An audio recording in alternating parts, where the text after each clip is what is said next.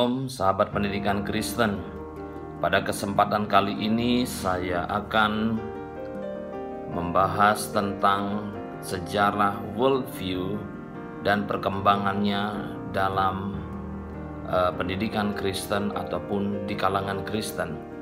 Nah, pertama-tama kita akan melihat dahulu sejarah awal dari worldview itu. Konsep worldview merupakan perkembangan yang cukup baru dalam pemikiran Kristen. Di satu sisi, tentu saja umat Tuhan selalu memiliki pandangan terhadap dunia, perspektif tentang kehidupan yang dipandu oleh firman Tuhan. Bagi Israel Perjanjian Lama, pandangan dunia itu dimulai dengan pengakuan iman setiap hari. Dengarlah hai Israel, Tuhan itu Allah kita, Tuhan itu Esa. Kedatangan Kristus membuka dimensi baru dari pandangan dunia Alkitabiah. Ajaran Yesus dalam khotbah di bukit, misalnya, bukanlah kode etik, melainkan cara baru memandang dunia dan hidup di dalamnya. Kekristenan lebih dari sekedar serangkaian praktik devosional. Ini juga cara berpikir tentang Tuhan, tentang manusia, tentang dunia, dan sejarah. Bagi orang Kristen, berpikir adalah bagian dari percaya. Tuhan telah mengungkapkan kebenarannya kepada umatnya. Dia telah membentuk pandangan mereka tentang dunia. Namun, yang relatif baru bagi orang Kristen adalah menggunakan worldview sebagai pusat untuk berpikir dan hidup. Menguraikan sejarah singkat membantu kita memahami apa yang dimaksud dengan worldview. Kisah ini dimulai di Jerman. Worldview adalah terjemahan bahasa Inggris dari kata Jerman Weltanschauung, yang pertama kali muncul dalam tulisan filsuf Immanuel Kant. Kant menggunakan istilah ini sejak tahun 1790. Pada awalnya, Weltanschauung merujuk pada persepsi sensorik orang-orang tentang dunia di sekitar mereka. Namun murid Immanuel Kant, filsuf muda Johann Fichte dan Friedrich Schelling mengadopsi kata tersebut dan mulai menggunakannya untuk tujuan lain. Pada dekade pertama abad ke-19, Weltanschauung digunakan secara luas oleh raksasa intelektual romantisisme dan idealisme Jerman, novelis Johann Wolfgang van Goethe, penyair Jean Paul dan George Hegel. Secara bertahap, istilah tersebut bergeser dari makna literal, dari persepsi indera menjadi merujuk secara metaforis ke persepsi intelektual. Dalam dekade berikutnya, Weltanschauung berpindah dari para penyair dan filsuf ke komunitas berbudaya lainnya di Jerman. Pada tahun 1840-an, istilah tersebut telah menjadi hal yang umum antara musisi berpengaruh seperti Richard Wagner, teolog Ludwig Feuerbach, dan fisikawan Alexander von Humboldt. Sementara itu, beberapa pemikir Kristen mengadopsi konsep worldview untuk tujuan mereka, terutama teolog Skotlandia James Orr dan negarawan Belanda Abraham Kuyper. Buku Orr pada tahun 1893, The Christian View of God and the World, dan pidato publik Kuyper di Princeton Theological Seminary diterbitkan pada tahun 1899 dengan judul Calvinism's Six Stone Lectures, memberikan pengaruh luas pada pemikiran Kristen. Kedua pemikir menyajikan iman Kristen sebagai pandangan total tentang realitas apa yang Kuyper sebut sebagai pandangan dunia dan kehidupan, dengan implikasi bagi masyarakat serta gereja. Visi mereka untuk melihat dunia dari sudut pandang Kristen telah diteruskan di Amerika Serikat oleh teolog Carl F.H. Henry apologis Francis Schaeffer, penginjil penjara Charles Colson, dan banyak lainnya. Pada akhir abad ke-20, pemikiran worldview tersebar luas di gereja-gereja dan sekolah-sekolah evangelis. Karena orang-orang Kristen berusaha untuk mengintegrasikan pembelajarannya dengan iman dan setiap disiplin akademis dan menerapkannya pada isu sentral kehidupan publik. Mungkin tidak mengherankan bahwa konsep pandangan dunia telah menemukan resonansi khususnya di gereja. Bagaimanapun, orang Kristen memiliki perspektif yang berbeda tentang dunia, dan worldview berfungsi sebagai konstruksi yang berguna untuk menjelaskan mengapa kita melihat sesuatu secara berbeda dengan orang lain. Karena orang Kristen memiliki worldview yang sama dengan orang percaya lainnya, maka ini berfungsi sebagai titik kesatuan spiritual dan intelektual. Awalnya, Weltanschauung atau yang disebut dengan worldview merujuk pada perspektif unik seseorang di dunia. Tetapi bagi orang Kristen, worldview kurang individualistis dan lebih komunal.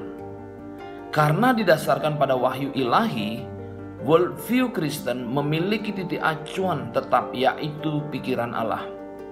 Hal itulah yang kemudian menghubungkan semua orang percaya dimanapun. Ini bukan mengatakan bahwa orang Kristen setuju tentang segala hal. Dalam kerangka umum worldview Kristen, para pengikut Kristus memegang berbagai macam perspektif tentang politik, ekonomi, estetika, dan banyak bidang kehidupan dan pemikiran lainnya. Orang Kristen juga tidak setuju tentang doktrin, dengan denominasi yang berbeda, memegang pandangan berbeda dalam teologi.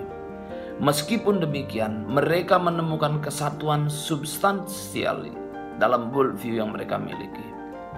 Pada saat yang sama, ada area di mana worldview Kristen tumpang tindih dengan pemikiran non-Kristen. Misalnya, seperti Kristen, Hinduisme memegang teguh kesucian hidup.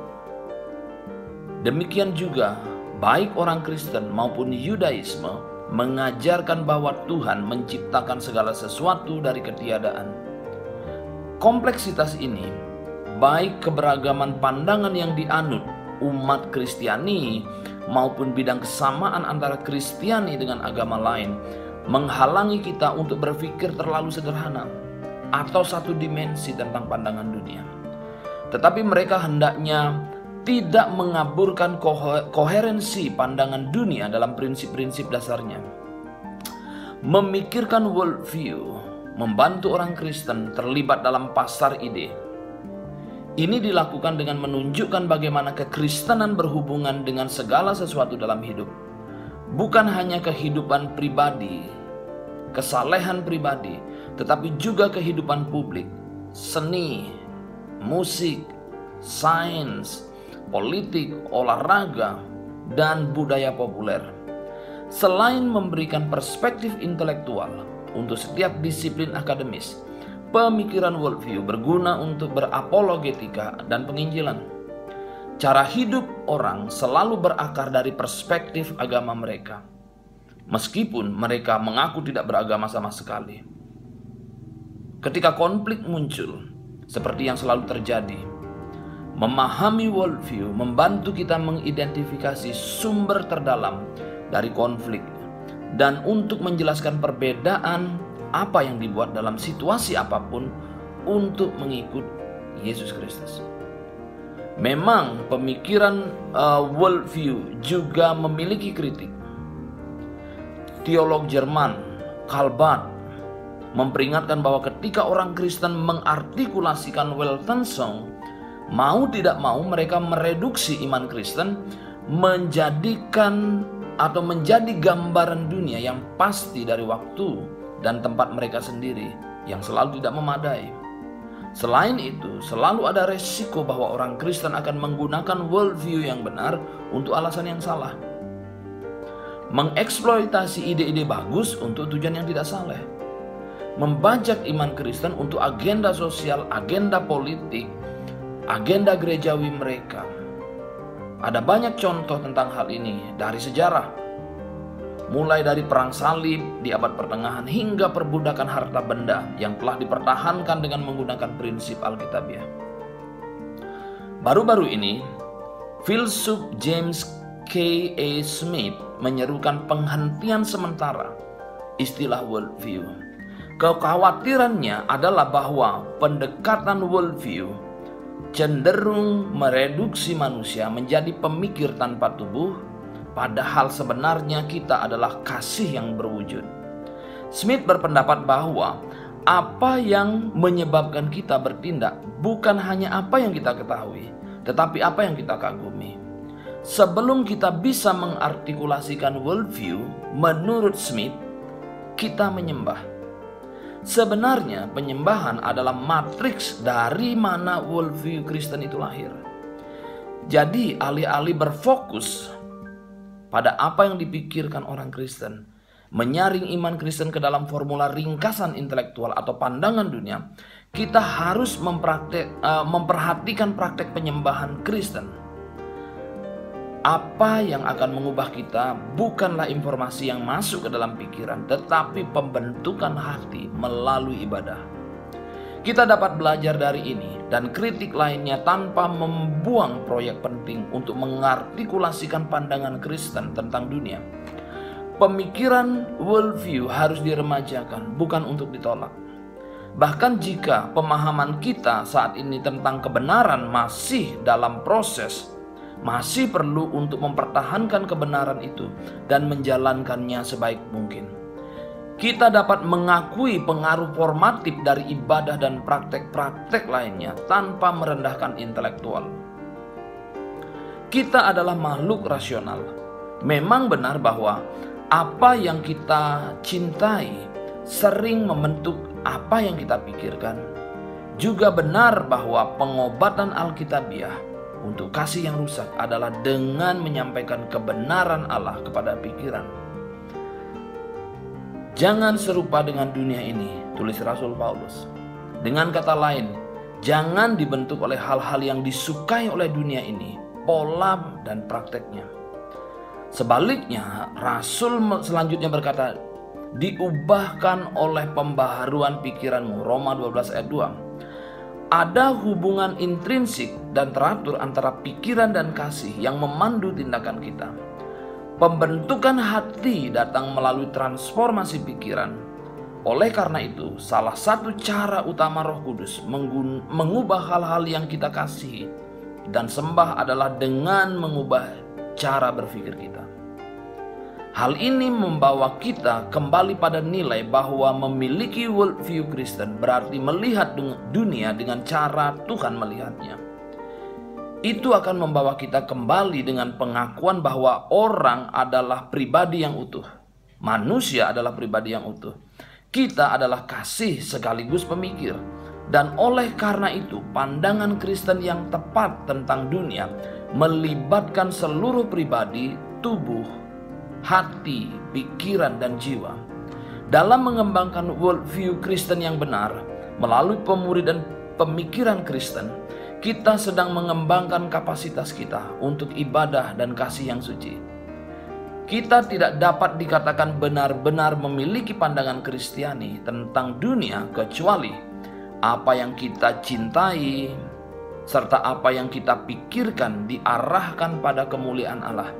Dan kecuali hal ini tampak jelas dalam cara kita hidup di dunia.